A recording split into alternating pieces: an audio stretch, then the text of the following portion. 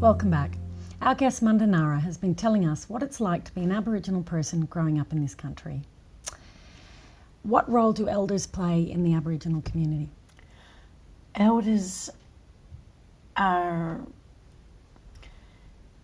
have their place in our community, so they're not above like kings and queens. Right. They're not higher than us in terms of everyone else in our community, but they have authority. Okay. They don't have power. Right. They have authority. As a group, Yep. we give them power, whether they're making decisions. So with Aboriginal people, elders carry the knowledge, they carry our culture to pass it down, to younger generations, and that's how we've survived for over 60,000 years, is our elders have continued, our whole lifestyle, child-rearing practices, teaching kids to share, teaching kids respect. You call someone auntie and uncle that's older than you. That's been passed down from our elders. So they've got all the wisdom, they've got all the knowledge. They are the people we go to for advice. Yep. But they don't necessarily run, the clan or the tribe or the community. Okay. But they're held as very important people. And going off, I guess, a bit, I remember hearing once, it's the Aboriginal law. That was probably where that came about, right? Is that they know all the,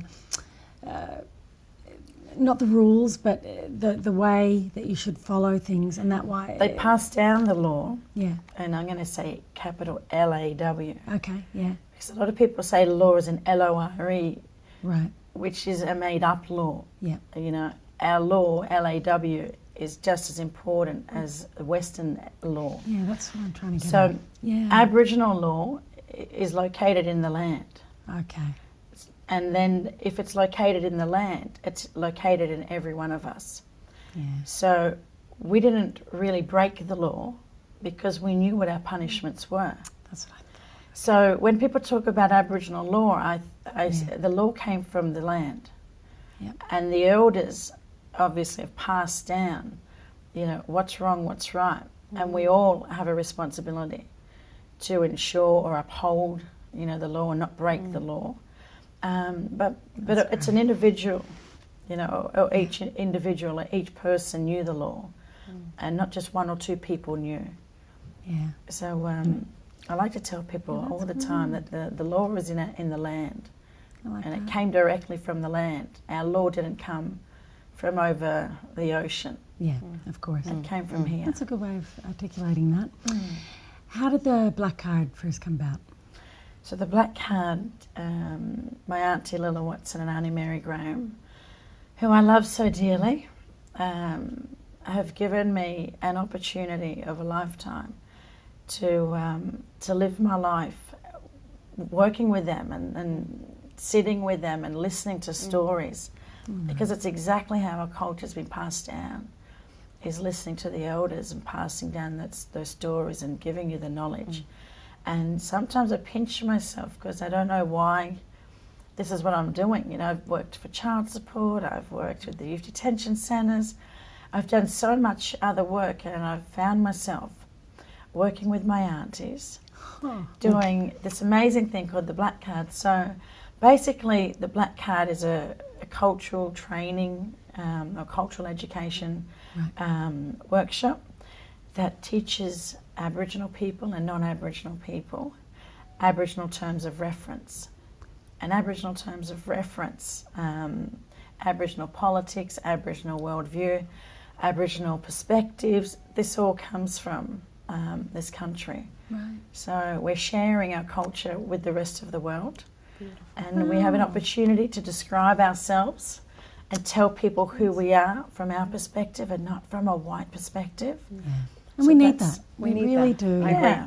Yeah. We haven't had a chance to do it, and we've never really had to do that. But now we're enjoying it. What's your direct role in it? Well, I hate saying CEO. Oh, what? You hate that? Yeah, I do. I do, because, Yeah. egos don't exist in our culture. Yeah. No one's higher than anyone. We're all the same. We're equal. Yeah. You know, men and women, we're both on an equal playing field. So to say CEO in the white man's world, but in you know, I call myself a managing director because I am one of the directors and I manage the day-to-day operations. Yeah. So I feel comfortable with managing director. Okay.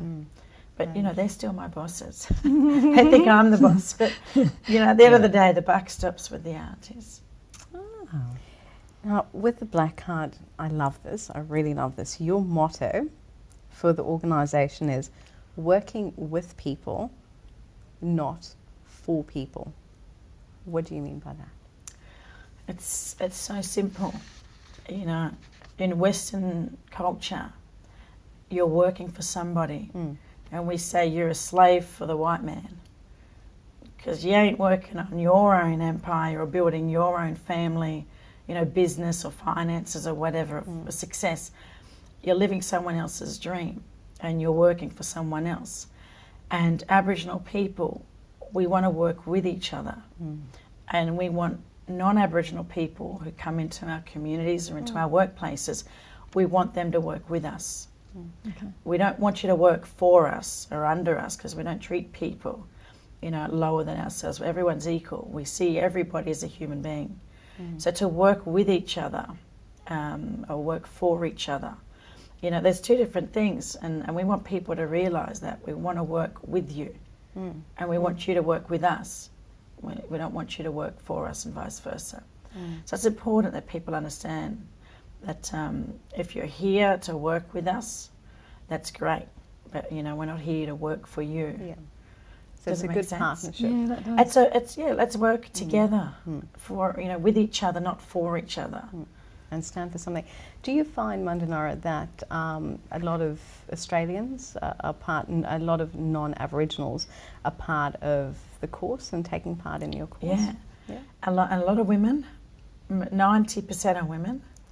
And I think women are going to change this world, especially change this country. Women are. I think they're the movers and shakers today. Definitely. Yeah. Definitely. So we No want more women arguments to up come. here. No arguments over that. They are definitely the movers and shakers. Yeah, women, you know, are coming from all different organisations, from different, you know, positions, different levels, and a lot from different cultures as well, but they still call themselves Australian. When we return, we'll hear what's on the horizon for the Black Card and Mandinara's future plans. We'll be right back.